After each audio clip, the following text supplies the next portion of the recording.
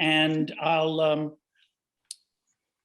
begin by first again thanking Anna Marie and everyone in the Office of the Dean of Arts and Humanities and the Institute for Arts and Humanities for supporting this wonderful series we've had of lectures on really the classical world and the idea of being a classicist. And so much of what we've seen in Professor Sarah Neuter and Professor Edith Hall, and today Professor Karanika's talks are really about the ways in which the classics is a lived and vital experience. And whether we're talking autobiographically or whether we're talking as objective scholars, we're always talking about the ways in which the study of the past informs and refracts the study of the present.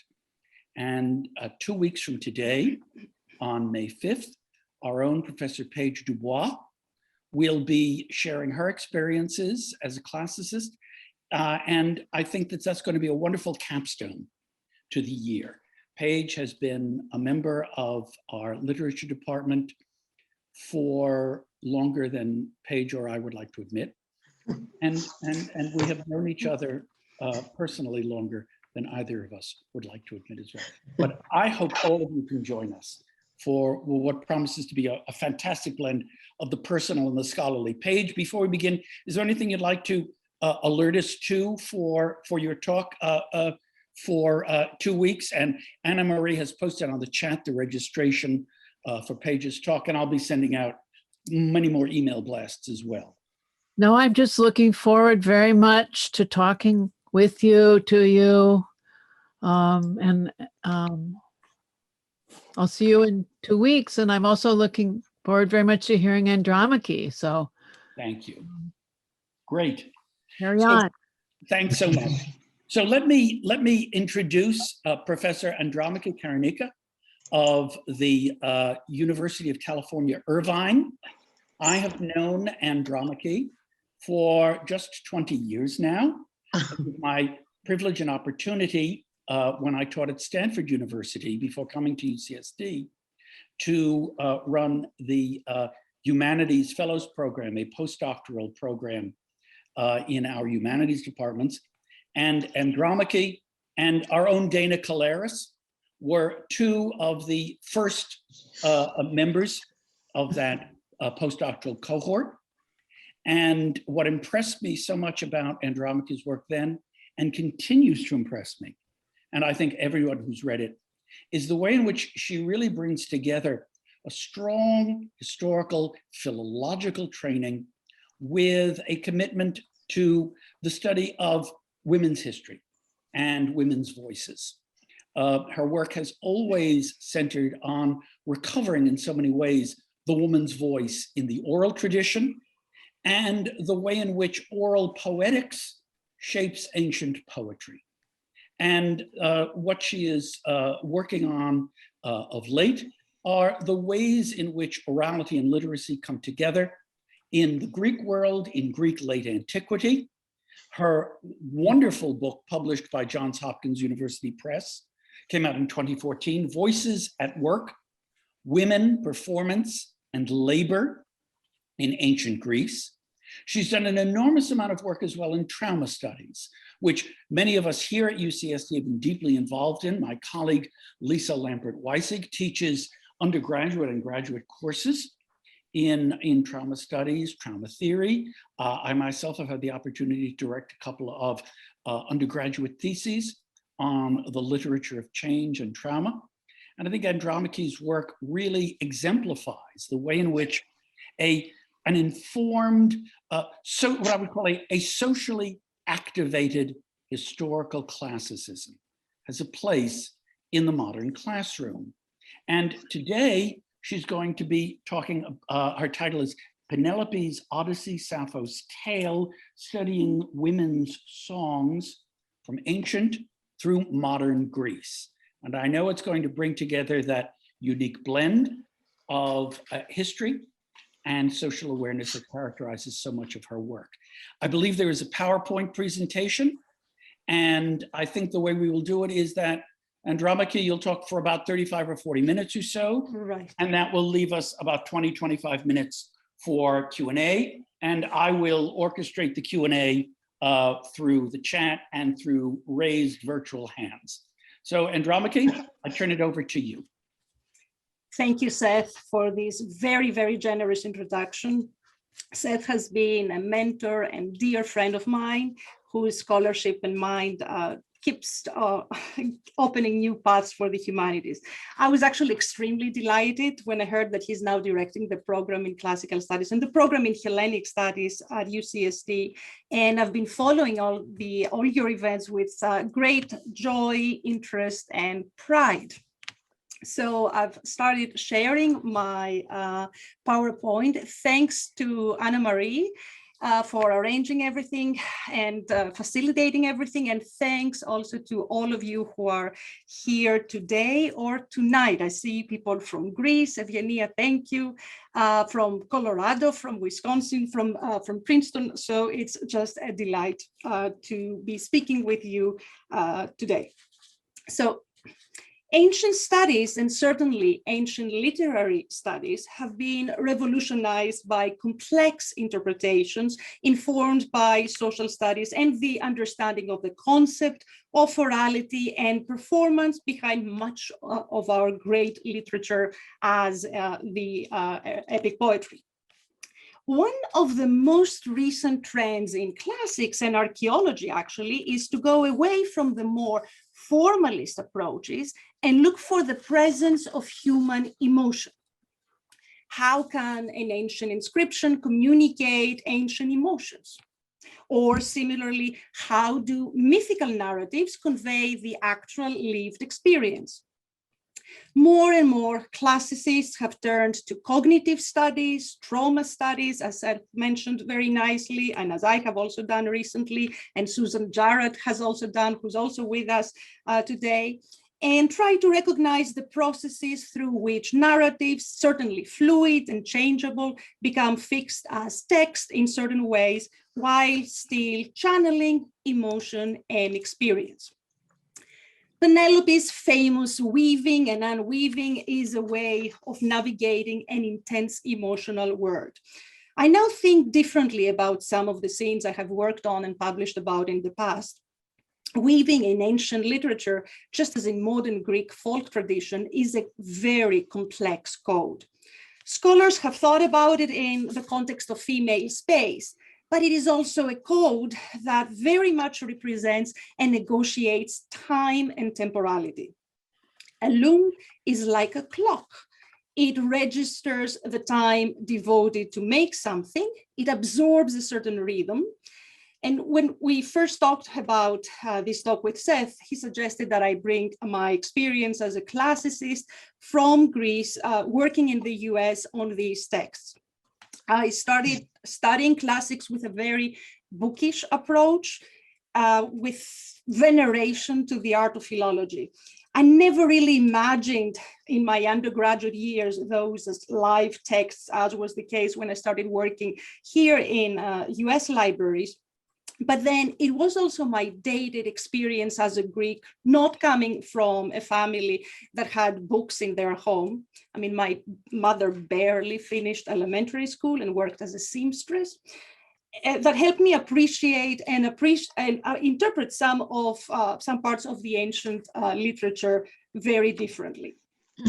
I don't think I would have come with the interpretation of the scenes in the Odyssey, especially the scene to the island of the Phaeacians and the Nausicaa encounter. I'm showing here this gorgeous vase, a scene which reflects female experiences and very much gives us vestiges of the work song tradition and more, if I did not have this village experience myself.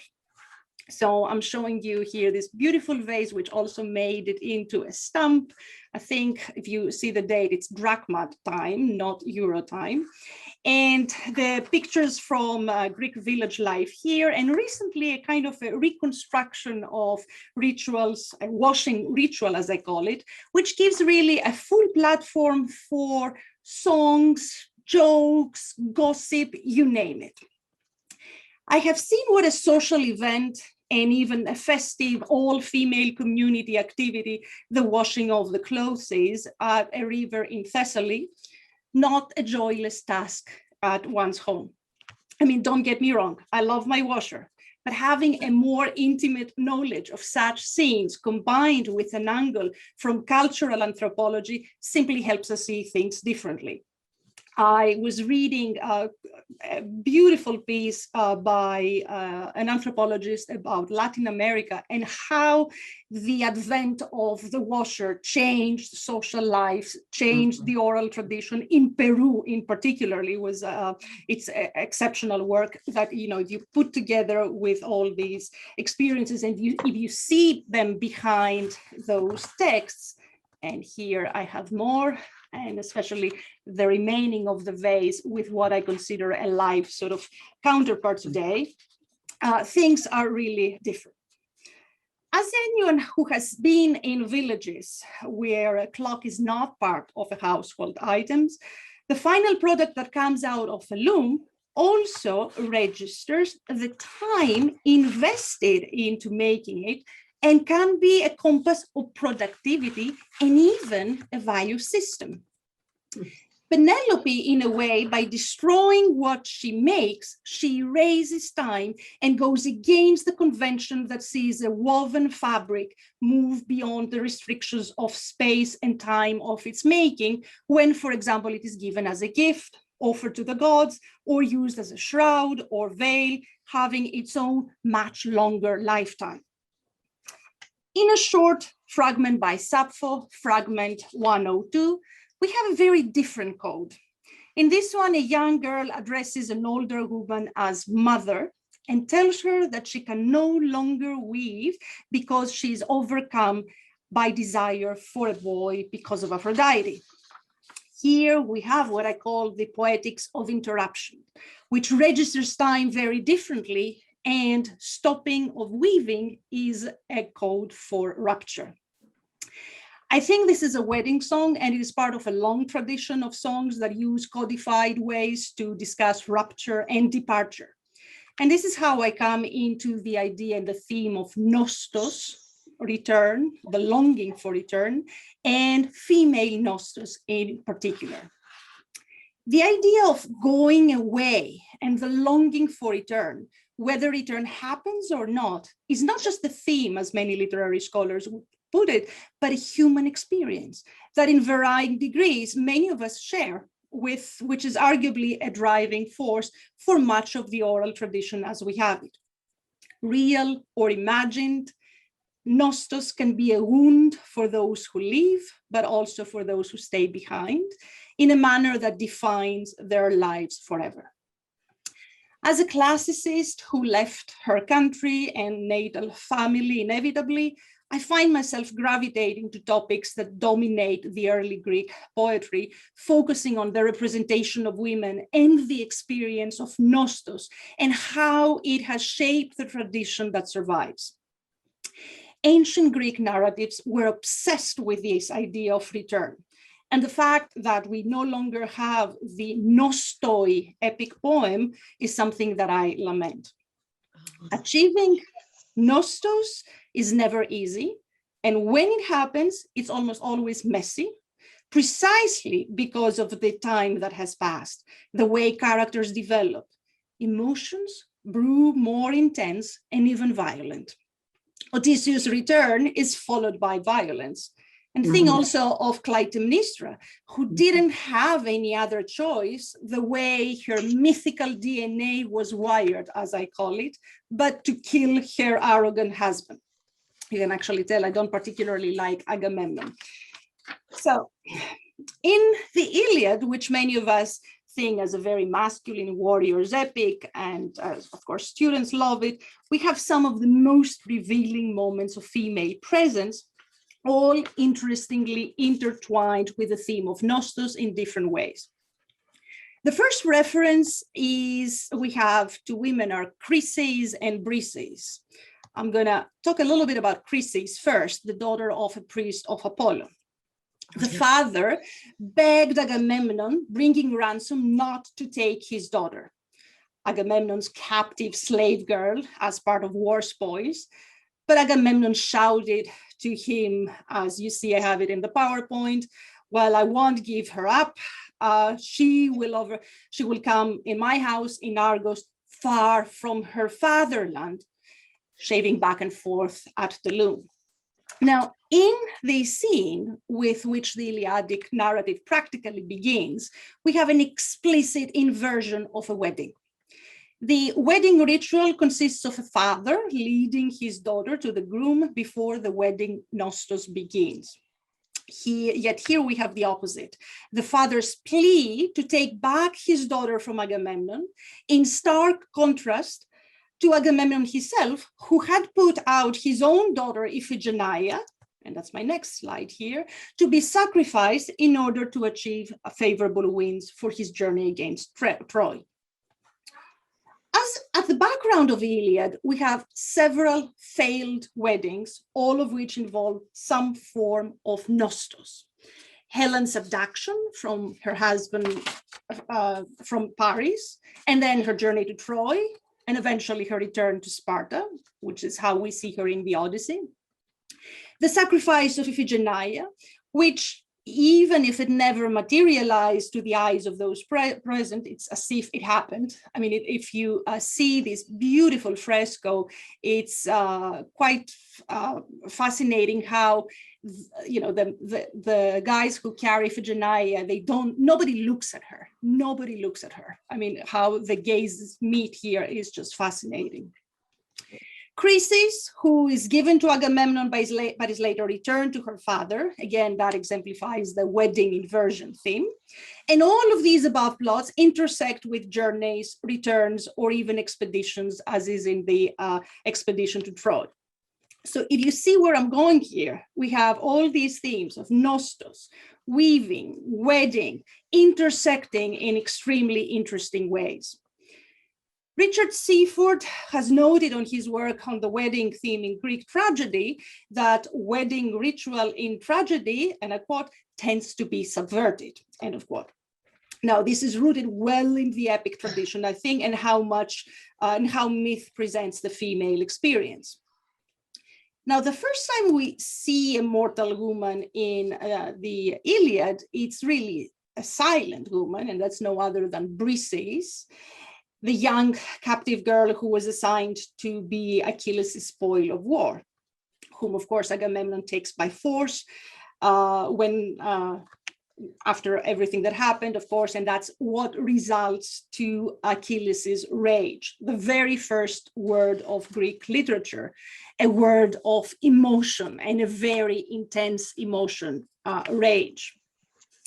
Now, I'm showing you here this gorgeous, again, mosaic from Syria, which we actually have in our vicinity at the Getty Museum. I'm going to go back to this slide. Now, while Chrysis is returned to her father, the lines of Agamemnon echo as the encapsulation of brutality, which would have been a common fear for women, captivity. Her father averted the fate of her weaving at a loom in faraway land, that of Argos. Now, the two things are mentioned together, the weaving and the faraway, which again shows the deep connections that run through the early Greek imaginations, but also the narratives that discuss female experience. Textile activity can stand as marker for a range of emotions. It's a bridge to a very complex emotional world, from Sappho's erotic love to anxiety and need to erase time. In fact, the Greek word for loom, istos, also means mast of ship and becomes the symbol of male and female work, as well as the signifier of time with temporal references. Just as the mast on the ship marks the time of a journey, and we have it again and again, especially in the Odyssey, from the perspective of subjective experience, the loom's products are a tangible witness of time needed to make them. And of course, they do extend time in a very different way.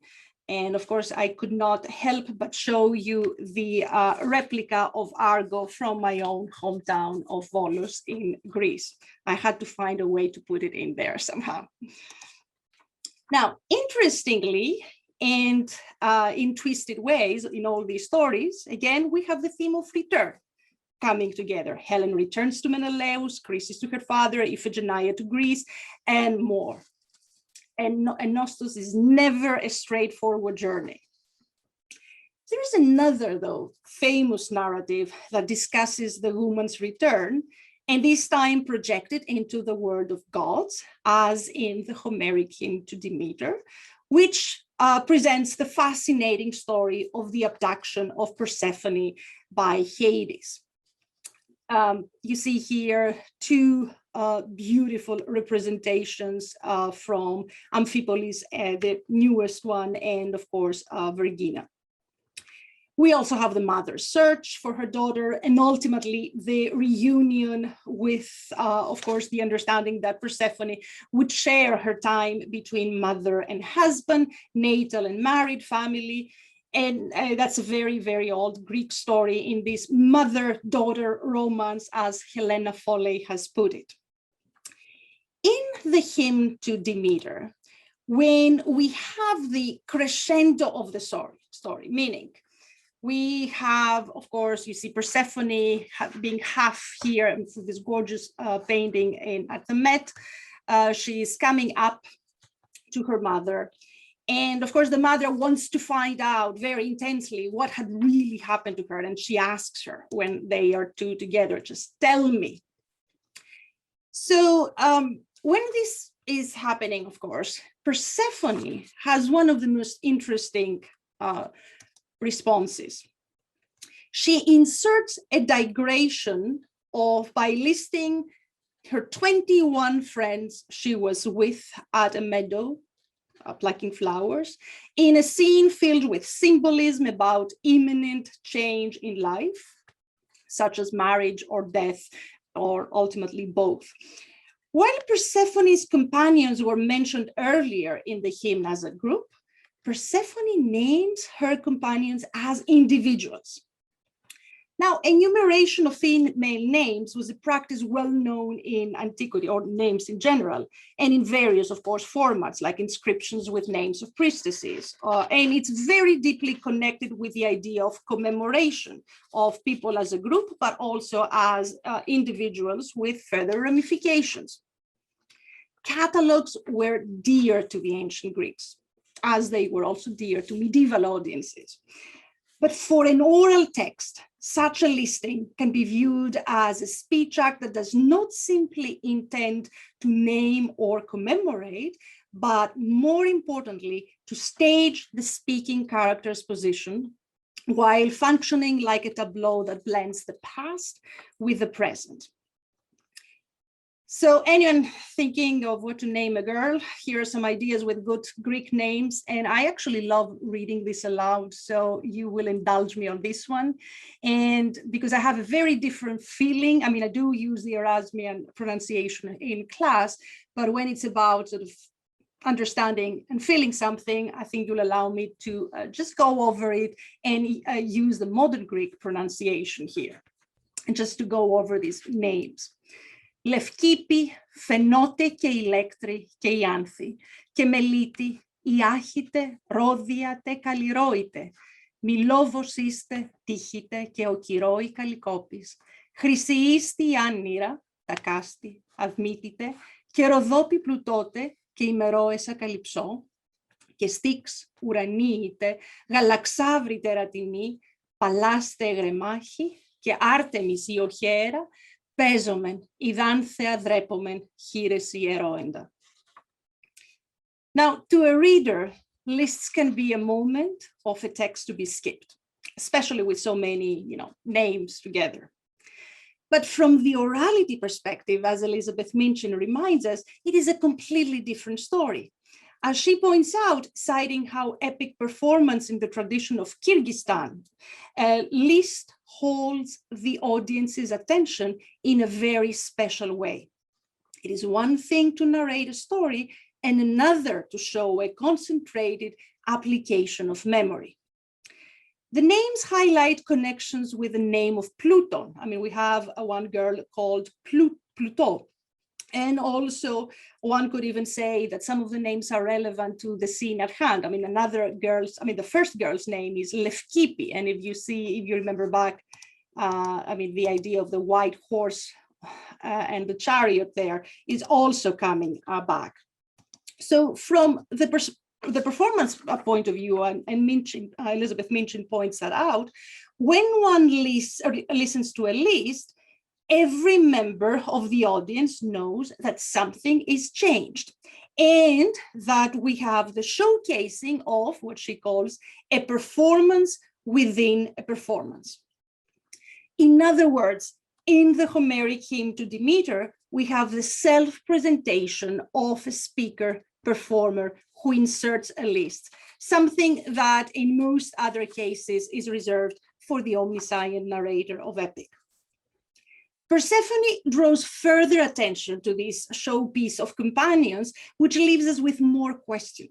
Why the epic poem presents one of the two main characters do this, and in this particular moment when the mother wants to find out what is happening.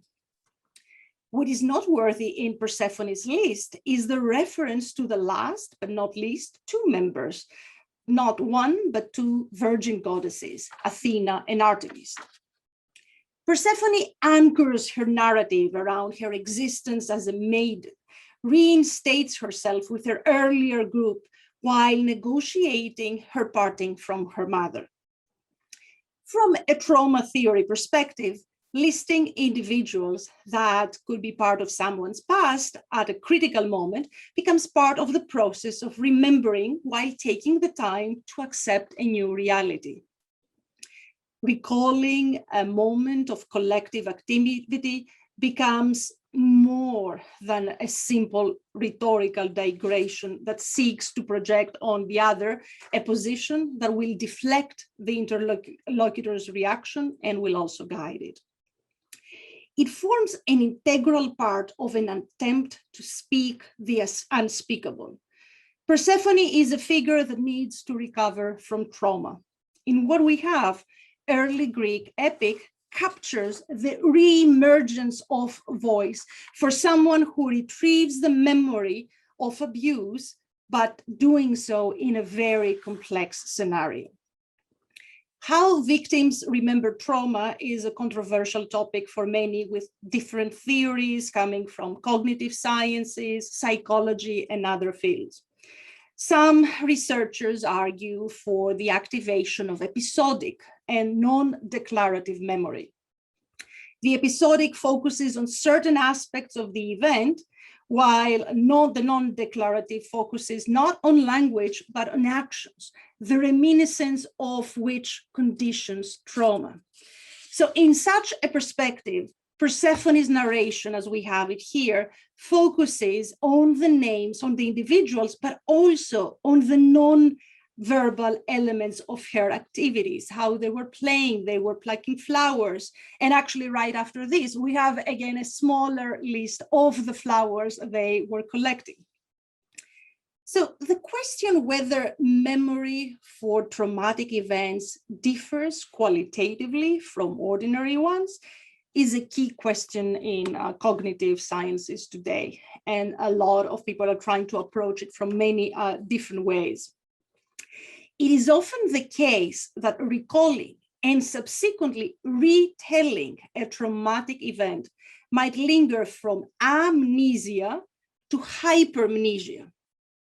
In fact, the latter was construed as a medical term coined at, and listen to this, nostalgia in much of the 18th and 19th century medical literature.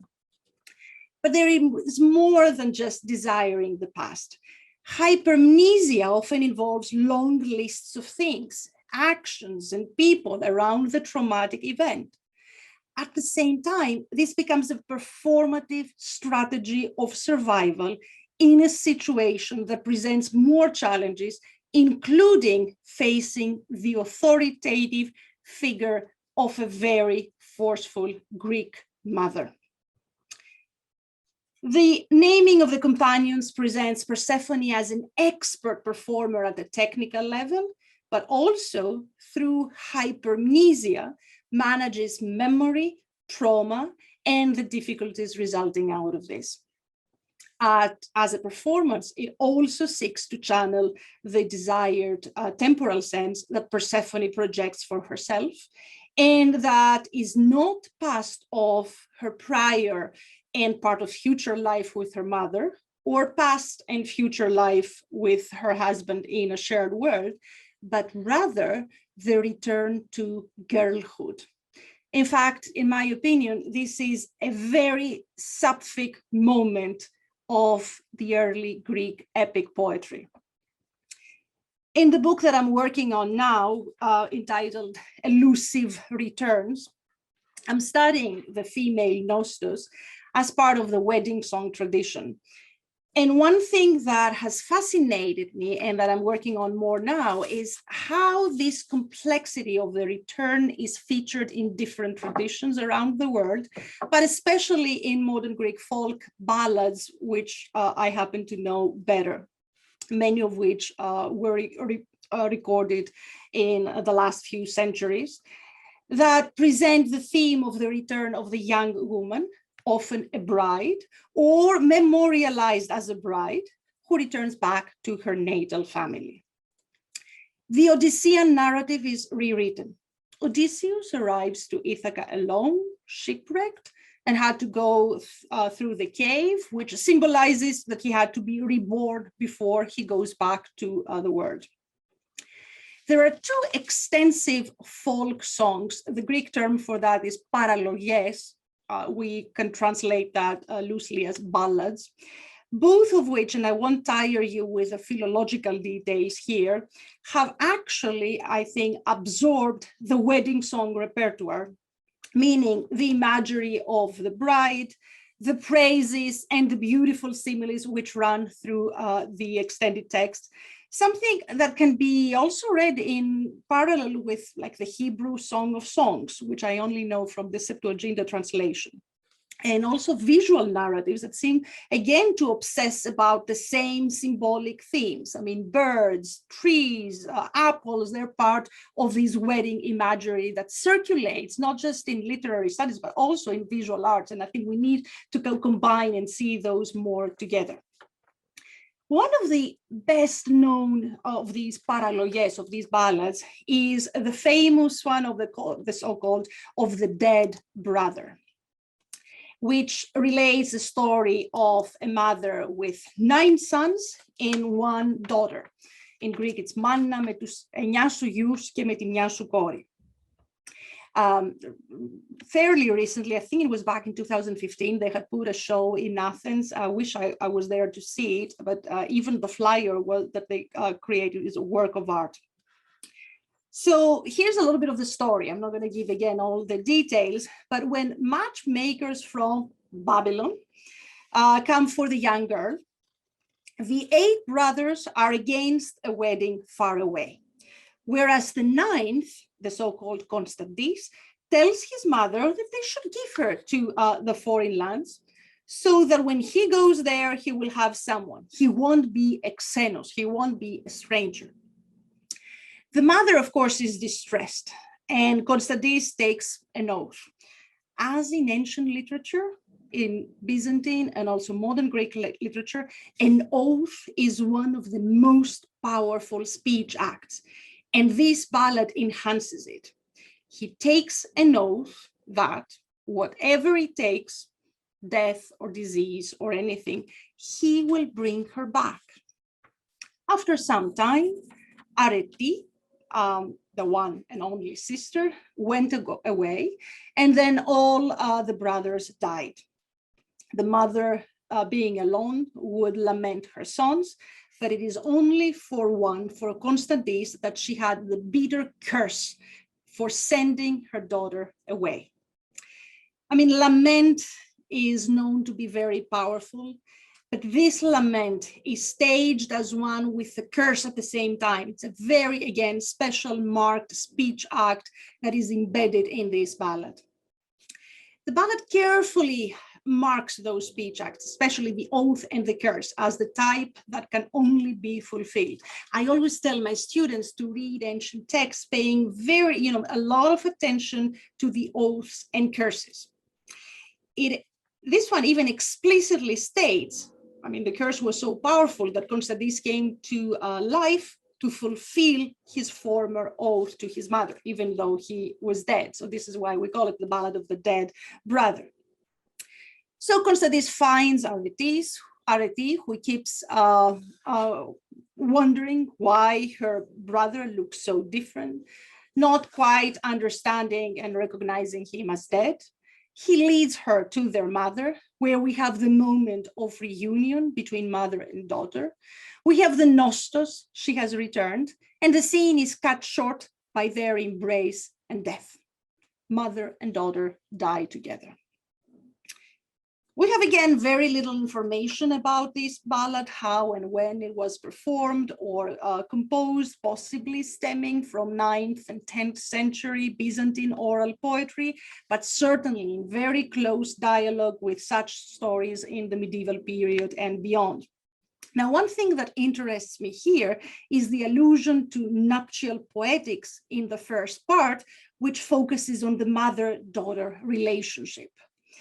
The mother takes care of her daughter, and the scene is redolent with magical allusions and language of bridal songs as also bridal preparations. The mother carefully washes and combs her daughter's hair under the light of the star, named Avyerinos, often a simile used for the groom in most wedding folk songs. We have the ambience of darkness and night that intensifies the magical elements of the ballad as it then moves on to discuss the wedding negotiations with the matchmakers, ultimately Constantine's oath, Arete's departure, the brothers, all of the brothers' death, the mother's lament, her curse, and ultimately the daughter's return, which is my key theme. Nostos is fulfilled, but hardly a marker of bliss. The other ballad, which is extraordinary, and I've written about it, so I'll only talk a little bit briefly about it. It's again the story of a bride that fell into misfortune. In fact, it's so well known, and it is even studied in high school or even in middle school in Greece. So we have the theme of return. I mean, if you think of it, think of the theme of return as in the prodigal son. So, but here it's inverted. It is a woman, it is a young woman. She is referred to consistently as bride throughout. I mean, that never really leaves her. It's not out of her own doing that she has to return. I mean, things didn't work out and she has to come back to her mother.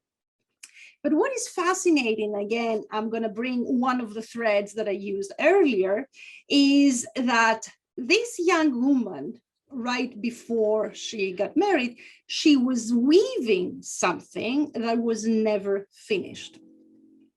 Again, this sense of haunting, of half-done fabrics, the magical element. She came back after the misfortunes fell upon her to finish what she had started years ago. In one version, her mother recognized her from the song that she performed as she was finishing her former work, a song that we actually have in from the traditional, and it is well attested and well known, and it is a wedding, but also a kind of a lament song at the same time. We often have these interchange there. Now, in both those ballads, the return and the return of the young woman, the return of the bride, is problematized. It is not easy, can be perilous, and even result to death, as in the first one. In the second one, the mother-daughter romance, again, I'm going to use Helena Foley's expression, just as in the Demeter and Persephone story, that is also problematized.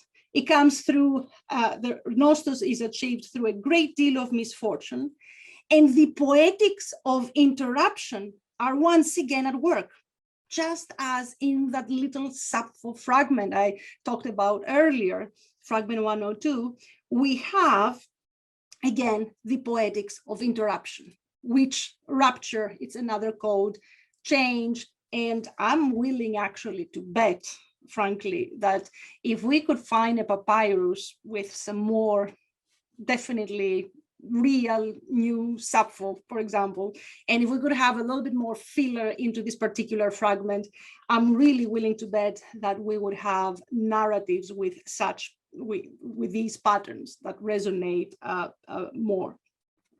A half-woven thing, as the little one we have in the fragment of Sappho, as the one that we have in the modern Greek ballad, can be haunting. So Penelope makes sure to do and completely undo, again, another underlying ideology that needs further decoding, what she was doing.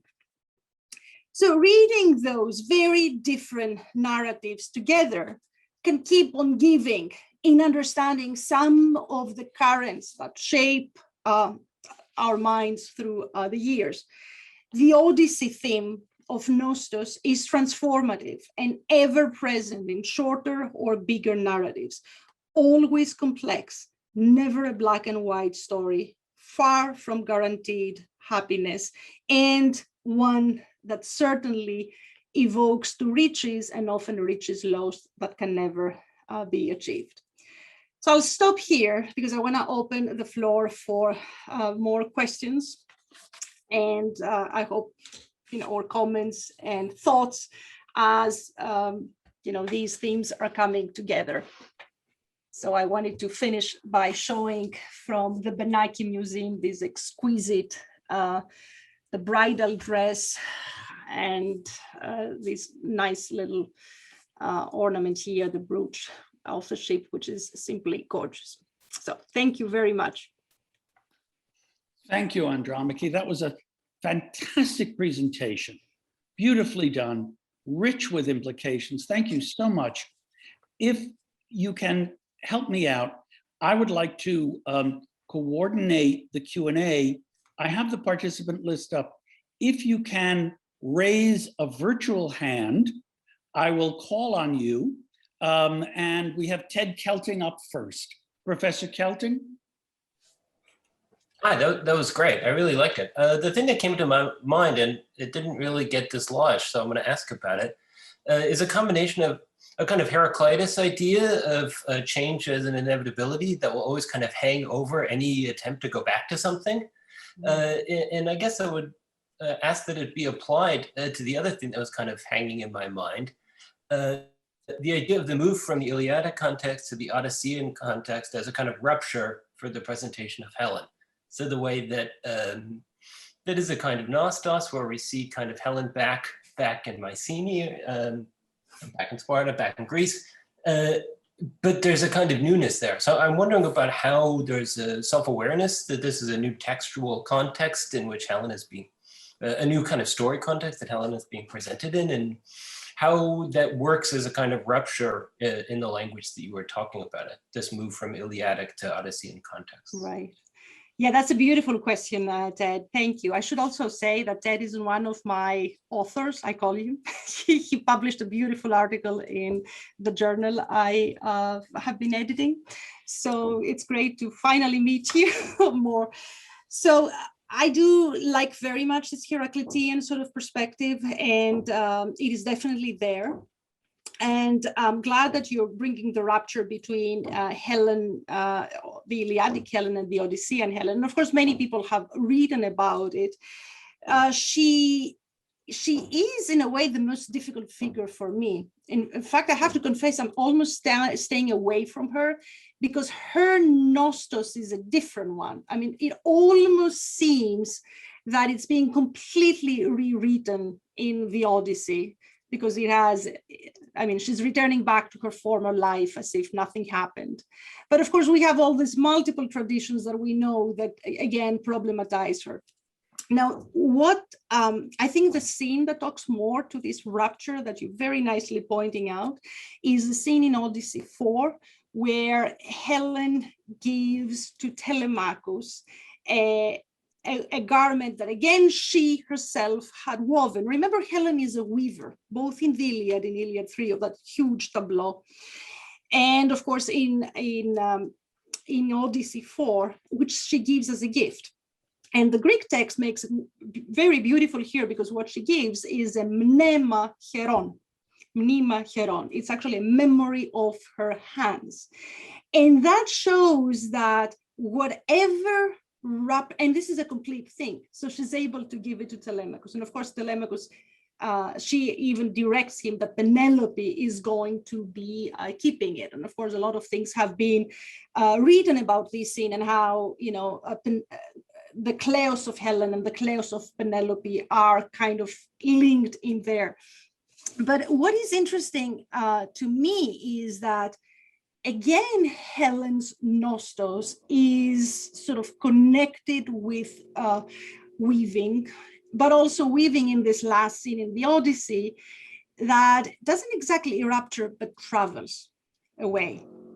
So this is something that is brought a lot into, I mean, and I need to think more about it. And I really thank you for bringing it more to my attention, because it's a beautiful scene of someone's so interesting story of Nostos.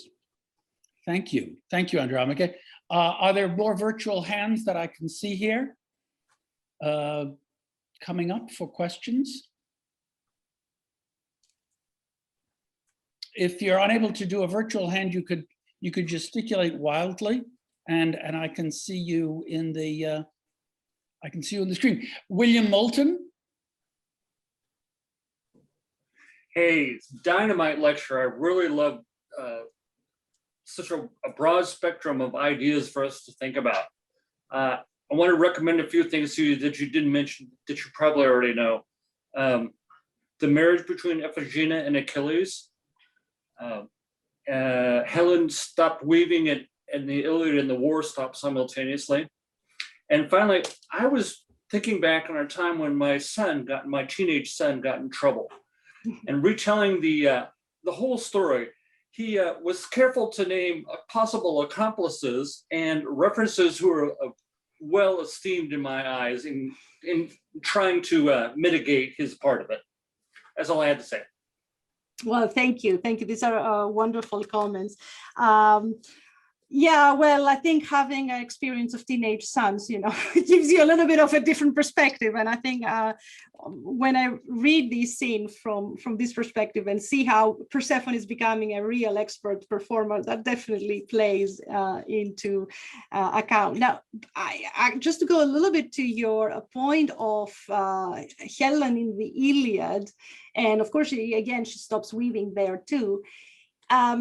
This is in Iliad 3, where we have this beautiful scene, which is in the Scholia referred to as teichoskopia, so the viewing from the walls.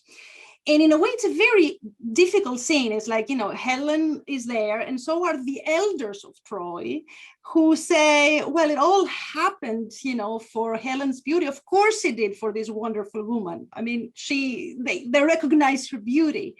And then they ask her, after 10 years of war, these are one of these difficult sort of moments to sort of put into a logical account. As I say, myth has its own time or sense of time. They ask her who the people on the battlefield are. And then she goes and says, oh, okay, this is Odysseus, Agamemnon, this is Diomedes, and so on and so forth. Now, the way she does it, the way they ask her, and the way she responds is very formulaic, of course. And it has puzzled scholars. It has puzzled me too. So I've worked and still working on this scene. So what I think is happening there, in fact, what we have is a tradition of praise for wedding songs. You have the groom and you praise him. I mean, so look at Agamemnon, how tall he is, it has this kind of praise tradition that is used for either bride and groom, but the groom one enters that. And it is one of these moments in the Iliad that I think, or at least that's the way I read them, we have, the lyrical tradition shaping epic poetry. And further, this probably alludes to another lost epic poem, probably one about the suitors of Helen. I mean, these were, if we compare with texts that give us summaries of these were suitors of Helen. So this stopping of weaving there, the kind of, again, nuptial poetics that have permeated the epic fabric is absolutely there. And Iphigenia that you mentioned also, I think there's more to be said about Iphigenia's presence in Homer, especially Homer. I mean, we know her more from tragedy, of course. Terrific. Yeah, thank you. Thank you. Stacy Voss, I think you had a virtual hand up.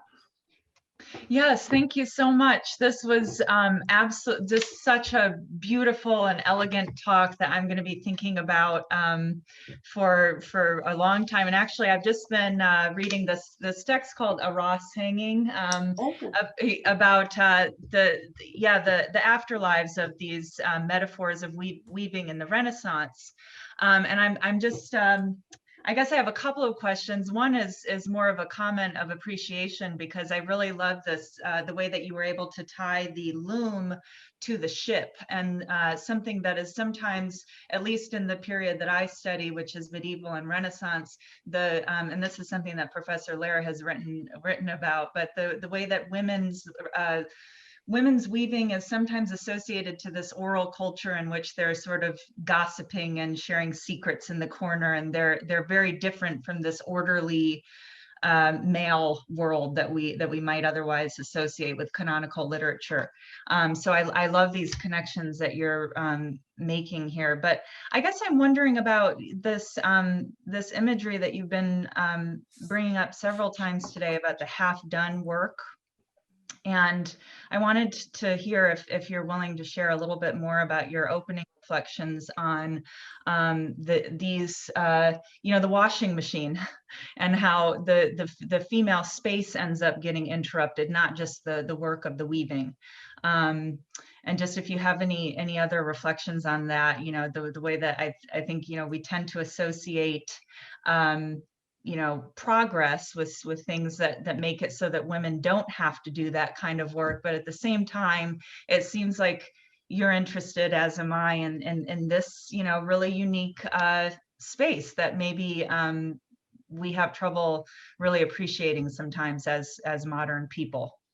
Oh, thank you. Yeah, thank you. This is a lovely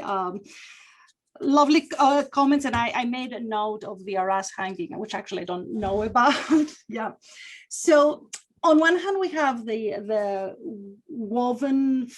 half woven fabric, and that's a different story because it's something tangible. It is almost, I think what is happening here, we have language of magical, like very close to magical papyri that somehow enters those scenes there. So there is a magical element, and possibly even rituals that we may not know of. But to go back to the other, I mean, this is a tangible, it's the woven fabric, it's different. If to go back to the washing scene, I love it how you put it, because, and I'm trying to actually see more and more of that in the Odyssey, because we do have, I think, the scene is really presented as part of the narrative, so it organically fits in a way, not in a way that in the Iliad 3, for example, Helen is kind of a misfit there. But we have a lot of silent time. I mean, this is, and I think the Odyssey really reflects that. So, okay, you wash the clothes, you go out, you do it. There's moments that you actually work, but then there's also moments when, these things need to dry. You're not gonna bring back, wet clothes. So you think it from this practical perspective.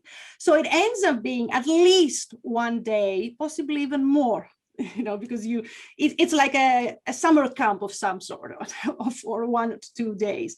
So this is a unique space. I mean, I'm even willing to call it a kind of a Lysistrata space, the kind of Ecclesia Zusai space, the comedy space. There's a lot of things that we are missing that are just portrayed, and Homer only really gives us the reference to this dry time. And of course, in the convenience of his narrative, Odysseus comes in. And of course, this time becomes a little bit more eventful. So yeah, Terrific. it's something to be continued there. Yeah. Thank you. We have Paige and then Monty in that order. Thank you, Andromache. That was really beautiful. I loved the images, and I'm just thinking. I especially appreciate the way that you put together the modern and the ancient. That's such a powerful move, and it really makes so much sense to me. The beautiful images of the women washing on the riverbank. And like you, I wish there were more fragments of Sappho. I want to see Sappho and exemplifying these themes that you're discussing, that the Andromache poem, which is about the wedding of Andromache, but what happens, we don't know. Does it come back to the tragedy of the enslavement of Andromache? We just don't know. So one of the things that your talk made me think about is these two new fragments, the Kypris fragment and the Brothers fragment, because I think there's this real expansion of our understanding of Sappho at this moment, partly because of those two poems. There is the erotic suffering of the victim of Aphrodite, but then there's also Sappho the sister and the NOSTOS of her brother. So I know that's not exactly where you were aiming and what you were talking about, but I wonder if you could say something about that, because the 9 brothers and the sister evoked for me a meditation about Sappho and her 3 brothers, or at least the performance of that familial connection, which seems much more important than we have recognized in relation to the person of Sappho. Right. Paige, I'm really grateful for this, because I think you're putting something together that it hadn't even, I just simply hadn't thought. And just having this persona of Sappho, this sister Sappho, is indeed powerful. So I think I need to engage more with the brothers poem. We don't, because the problem is with a lot of our notion of sisterhood really is shaped by Electra, fraternal issues and sibling rivalry and or working collaboration and the Oresteia sort of cycle.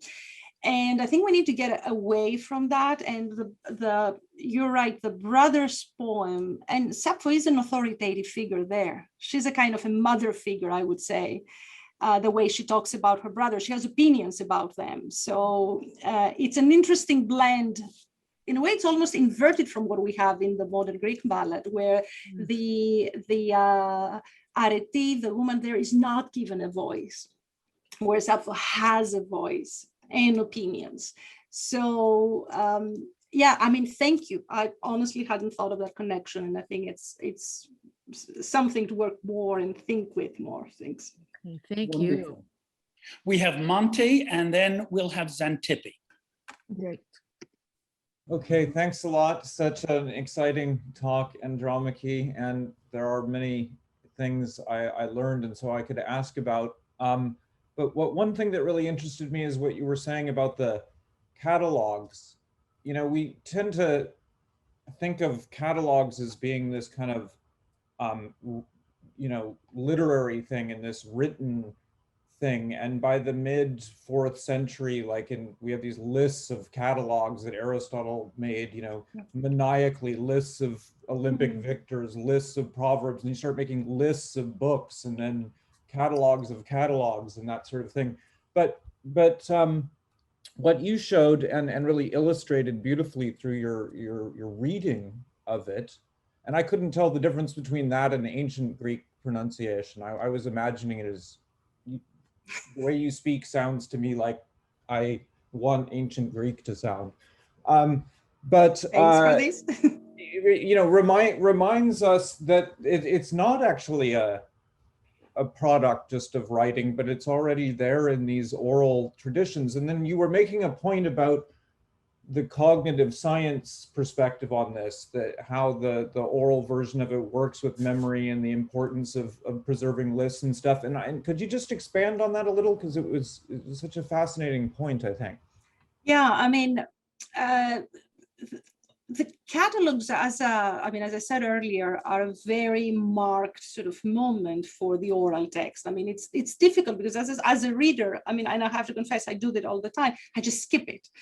But then we know that the ancients, we know that it really held the attention in a very, very special way, and not least because, you know, it is quite something to have, you know, the names of all the ships that participate, of the places that sent ships to the Iliad in Iliad 2, or, you know, anything that goes there. So there is an element from the actual performer who gives the catalog of doing something really wondrous. And that's very important. So I think the Aristotelian and all these catalogs, they're in a later sort of written tradition, especially, I mean, in lexicography, for example. I mean, my latest obsession, and I'm writing on this, is Pollux, who loves catalogs.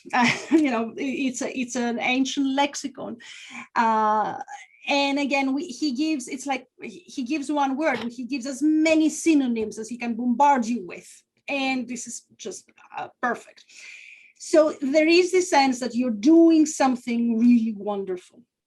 But then when you have it in Homer from a certain speaker, or in the Homeric Hymn as we have it, then it can give a different, so I talk about this hypermnesia and how this can or could have absorbed a different element, or it shows a strategy. I mean, in Homer, especially, I think women are very strategic performers.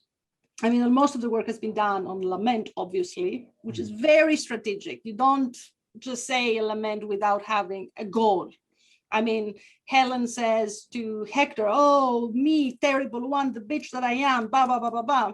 But she has to make sure that her survival in this very hostile environment continues. So there's always strategy. And uncovering this strategy is quite interesting, actually.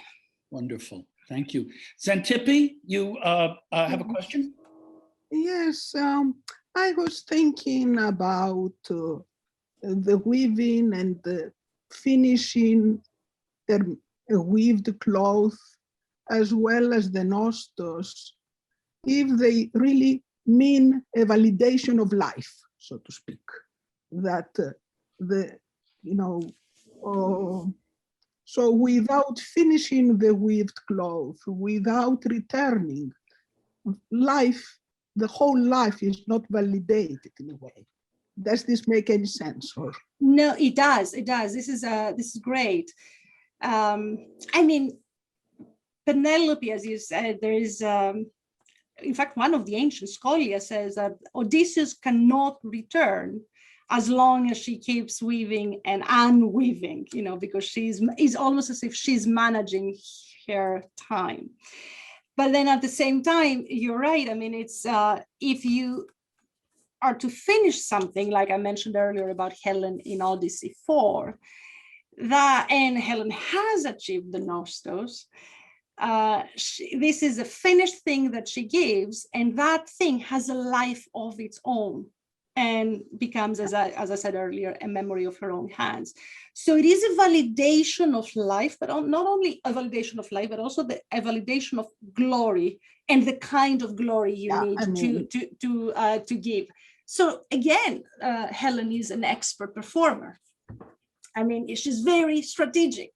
Like all characters in Homer are very strategic in different ways, but she is particularly strategic.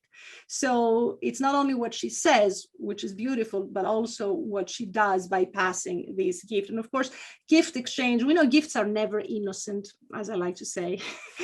Gifts are always, I mean, the ideology around gifts in ancient Greek literature is also charged in its own way. Because there's expectations, there's management, there's manipulation, there's navigation of situations. So it's also something particularly charged. Yeah, thank you for this. Wonderful, thank you. Are there any other questions or responses? Anyone who hasn't had a chance to offer a comment or a speak? Susan Jarrett, oh yes, joining us from UCI, Professor Jarrett. Please, Susan.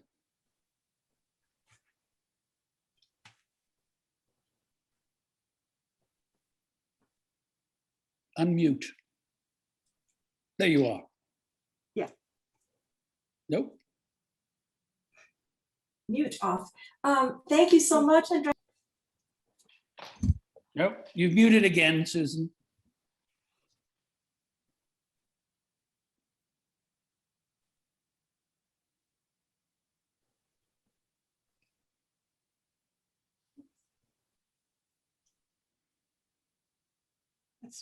It's probably our internet connection in University Hills in Irvine, which is why I came to the office today to make sure.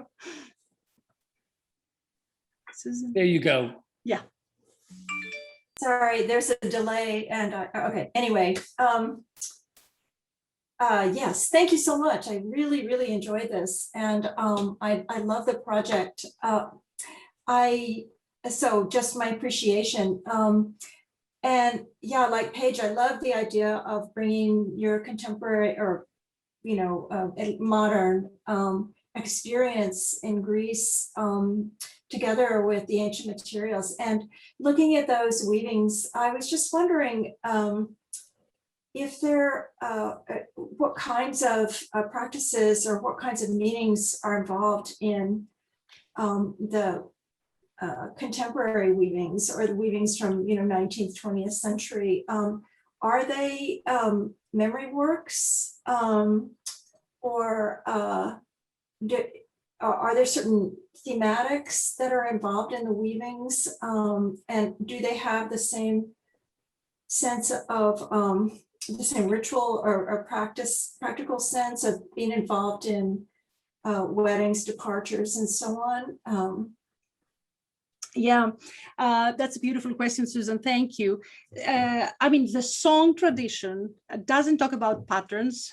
It's only through the imagery that I'm trying, we can sort of bring this on and compare with what we have from like the ones that I showed from the Benaki Museum. And so we see some of the same patterns like little trees, little flowers, et cetera, et cetera.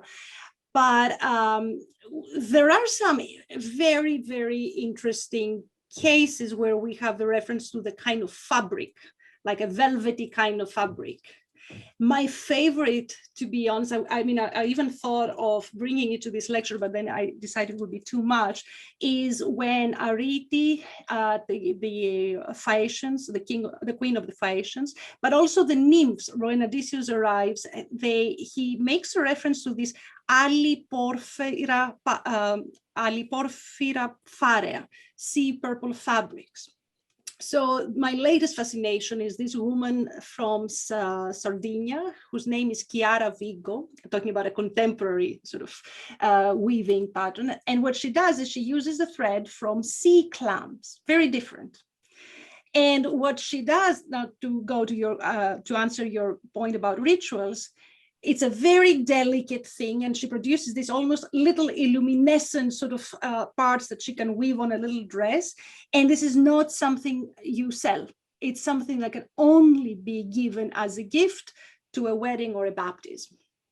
So there's all this ideology about the particular fabric, the particular sort of type of weaving, and apparently now she's doing seminars so that this entire tradition in Sardinia will not be lost with her. I mean, I know the University of Bologna, people there are working with her.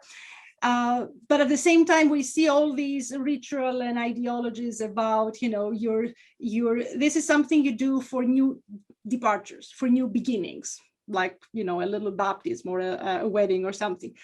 If you sell it, I mean, I've seen the video with her where she says, if you sell it, it's going to haunt you. You know, it's almost like you're inviting some kind of curse. So all these things are coming together interestingly in these, and I'm interested in that because it's a very different, let's say, practice, which I think is kind of the aliporphyra pharea of the Odyssey, which is also very marked, very different there. Great. Yeah, thank you for this. Thank you. Catherine Evarchio, could you unmute, please? I always forget that. Thank you. You can call me Nina. I was also thinking the weaving of the fates as completion, but not completion. Like you get snipped, and it's so there's a violent end. Oh yes, thank you. Yes, that fits into some of the Right. No, you're absolutely right. I always forget about that, but it is, I mean, the validation of life, or wherever it will take you, to use what Xanthippe said earlier, is really a thread, or everything is hanging on a thread. Yes, thank you. That is definitely a running sort of theme. And I think that works also for the NOSTOS theme too. Yeah, the running back and forth yeah. the loop itself. Right. And the voyaging and the mast of the ship, it's just all kinds. It's all coming together. Yeah, you're right. Thank you. Beautiful. I think we have time for one more intervention or question. We've been going now for a little over an hour, but it's been a fantastic discussion. Any last comments, thoughts, responses? Any final questions? Andromache, I want to thank you. I do want to ask one very brief point, and that is, you know, the way in which the whole question of weaving in the classical tradition and the mythological tradition is also wrapped up with violence against women in the story of Procne and Philomela, Right. Tereus. And I just want to basically toss that in and ask about how, in some way, how can I put it? You know, the weaving is the occasion for female agency, the occasion for females, for the woman to take control over her story when she is unable to take control over her body. If that makes sense as a question. Yeah, no, this is beautiful, Seth. Thank you. Yeah, I mean, we have a lot of violence in like Procne, but also Arachne. Right. And in a way also doom. I don't think we have the NOSTOS theme, or maybe, I mean, I'll have to think more about it, which is I kind of left these stories outside for this particular presentation. But it's also interesting for my, let's say, wedding song project that I hope to send off to the press soon. I think there's more with these stories there, and the weaving, both the Procne and Philomela, but also the Arachne. I mean, she's a maiden. She's competing with a maiden goddess. I mean, her task is interrupted, so we have the interruption. And that comes also in inscriptions, in epigrams. There's always, you know, the interrupted life is usually the interrupted sort of work. So that's something that comes a lot, quite a bit. Yeah, thank you for this. Wonderful. Well, I'm very grateful for that. We are all immensely grateful for your presentation, Andromache. We're recording this, and those of you who we will be addressing even more virtually, I hope you have a chance to hear this recording. Andromache, thank you so much. Thanks all of you for participating in this wonderful event. Anna Marie, thank you again. And I hope you can see by the number of virtual hands and by the chat how enthusiastic we are, Andromache, over your presentation today. Thank you all for coming. Thank you for your comments. I see comments also in the chat. I'm just reading them now. Vienia's comment about the scene from Helen. Yes, indeed, this is a fabulous scene. So thanks for coming from all over the world. It's been a real pleasure. And Seth, keep on doing this wonderful work. I look forward to Paige's talk. Thank you. Yes, we will see you all in 2 weeks with Paige, and we'll say, stay safe, be well, and thank you all again. Really very grateful. Thanks again.